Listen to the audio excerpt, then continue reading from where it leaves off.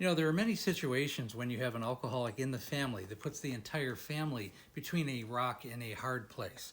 And there's very difficult situations where they have no other alternative but to deal with the situation, and they're forced to deal with making certain decisions. I can remember one case relatively late, I think it was around 2018, when my wife was actually under house arrest. I think it was on her third or fourth DUI. She had had warrants and hadn't paid for them, but they allowed her to stay at home with an ankle bracelet. And periodically, the police do spot checks.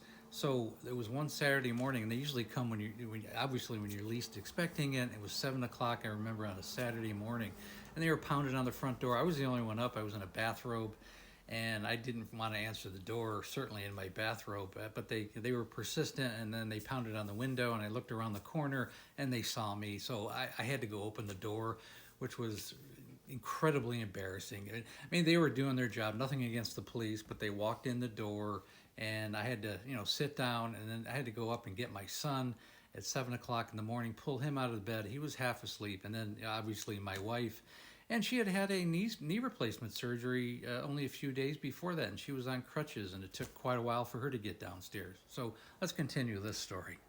And unfortunately, this is one of those situations where I was absolutely livid. I mean, Amanda had put us in this situation, and sitting on the couch next to my son, half asleep, and obviously relatively traumatized because police, they're legally able to come into your house because it's a spot check.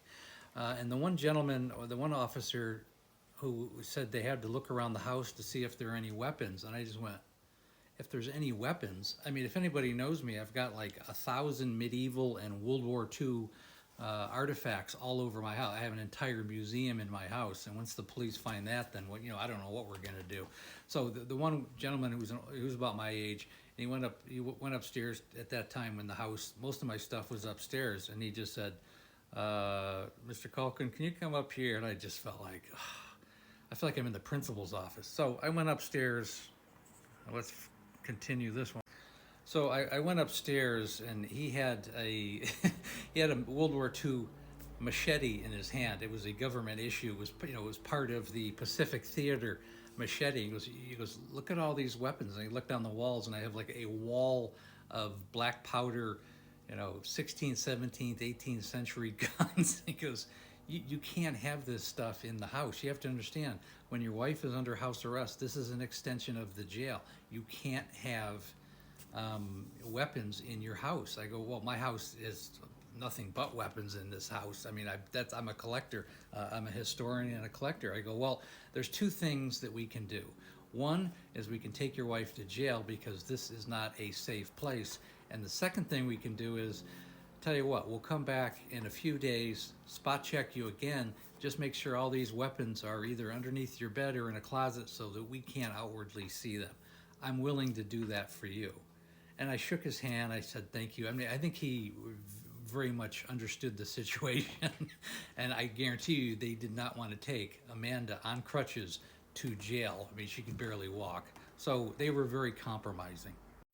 And not to make this story about me, but I mean, I had to tear apart all my exhibits. I had to take all the guns down, all the swords, all the oh my God, the flails, all the medieval weapons, the cannonballs, and I had to hide everything, unfortunately, and just really rip a lot of the stuff that I spent years putting together, rip them apart and throw them in closets.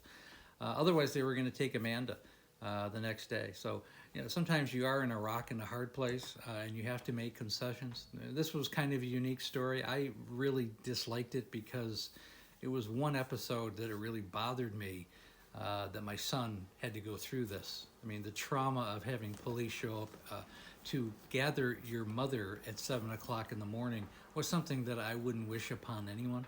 And it's something that always left a bad taste. And it was just another one of those stepping stones towards the destruction of the relationship, and really ultimately, Amanda's demise, which was very sad in its own right. You can follow for many other videos that I've had on that.